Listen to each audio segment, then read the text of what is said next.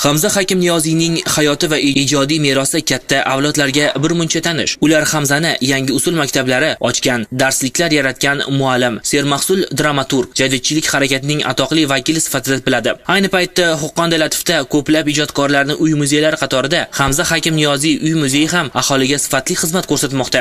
Bu yerda o'zbek xonadoni interyer asosida ko'rsatiladi. Boshqa xonadonlarda asosan shu ijodkorni o'ziga tegishli bo'lgan shaxsiy buyumlari ko'plab tashkil qilsa, bizda ko'proq o'zbek xonadonida mavjud bo'lishi kerak bo'lgan eksponatlar bilan ko'proq boyitilgan bizning Hamza Hakimzoda Niyoziy uy-muzeyi.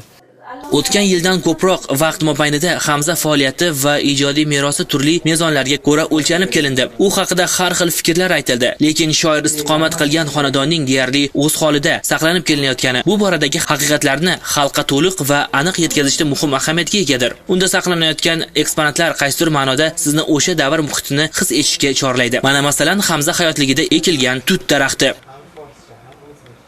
140 yil oldin Hamza Hakimzoda Niyoziyning otalari Ibn Yamin taraflaridan ekilgan va hozirda mana ko'rishingiz mumkin bemalol meva tutgan holatda. Uy-muzey hozir 9 ta xonadan iborat, deyarli har kuni mehmonlar bilan gavjum va umumiy eksponatlar soni 300 dan ortiqni tashkil qiladi.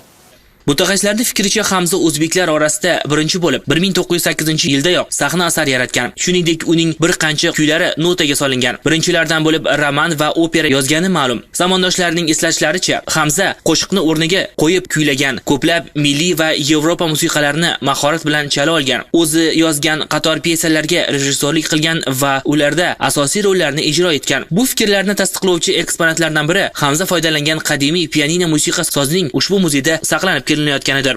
O'sha davrni shiddatkor ruhini she'riyatga olib kirdi.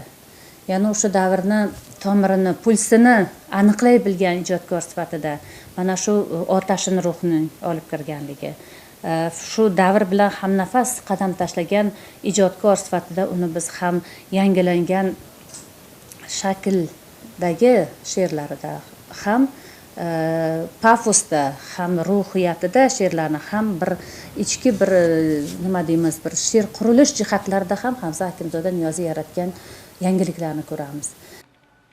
Hamza Hakimzoda Niyoziy uy-muzeyining ko'rkam qiyofa kasb etib, aslidek asrab kelinayotgani bugungi avlodning Hamzaga ehtiromi namunasi.